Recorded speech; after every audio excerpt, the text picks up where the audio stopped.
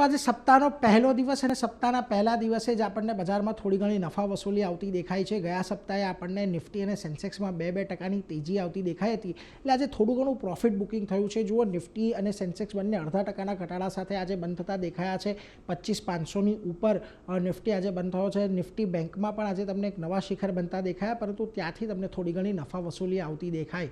Mid cap અને small કેપની વાત કરી લો, આજે સતત 7મો દિવસ હતો કે બંનેમાં એક સારી તેજી સાથેનું ક્લોઝિંગ આવતું જોવા મળ્યું છે, એટલે અહીંયા આજે આપણને આઉટ પરફોર્મન્સ દેખાયું। પરંતુ કયા સેક્ટર એવા હતા કે જ્યાં આગળ આજે ગ્રીન ઝોનમાં આપણને કારોબાર જોવા મળ્યો? તો જો પીએસયુ બેંકમાં આજે સૌથી વધારે લગભગ 2.5% તેજી આવી। આ ઉપરાંત ડિફેન્સ, ફાર્મા, આઈટીમાં એક પોઝિટિવિટી સાથેનું આજે તમને ક્લોઝિંગ જોવા મળ્યું છે।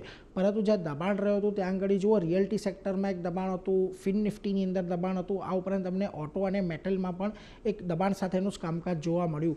નિફ્ટીના ફ્રન્ટ પરથી આજે જ્યાં સારી તેજી તમને આવતી દેખાય ત્યાં જુઓ, ખાસ કરીને ટ્રેન્ટમાં 3%ની તેજી આવી। આ ઉપરાંત બીઈએલ, ઇન્ડસઇન્ડ બેંક, એસબીઆઈ જેવા કાઉન્ટર રહ્યા કે જ્યાં આગળ એક સારી ખરીદદારી જોવા મળી। પરંતુ જે દબાણ હતું ત્યાં જુઓ, તમને ટાટા કન્ઝ્યુમર પ્રોડક્ટનું કાઉન્ટર છે જ્યાં સૌથી વધારે દબાણ આવ્યું, અને ખાસ કરીને કોટક બેંક અને એક્સિસ બેંક જેવી પ્રાઇવેટ બેંકમાં જે સારું દબાણ આપણને જોવા મળ્યું હતું। આ ઉપરાંત હીરો મોટો કોર્પ પણ તમને એક દબાણ સાથે બંધ થતું જોવા મળ્યું છે।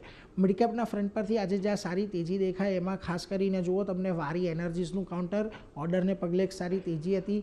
આ ઉપરાંત bank of Maharashtra, Dixon tech અને ભારત ડાયનામિક્સમાં પણ એક સારી તેજી જોવા મળી।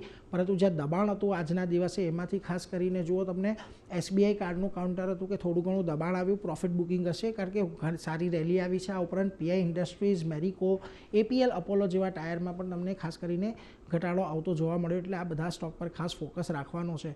પરંતુ 25,500ની ઉપર અત્યારે તો આપણે બંધ થયા છીએ, પરંતુ જો આજનો લો 25,470ની આજુબાજુનો છે, એ જો આપણને બ્રેક થતો દેખાય છે તો બજારમાં આપણને કદાચ ઘટાડો આવતો જોવા મળી શકે છે।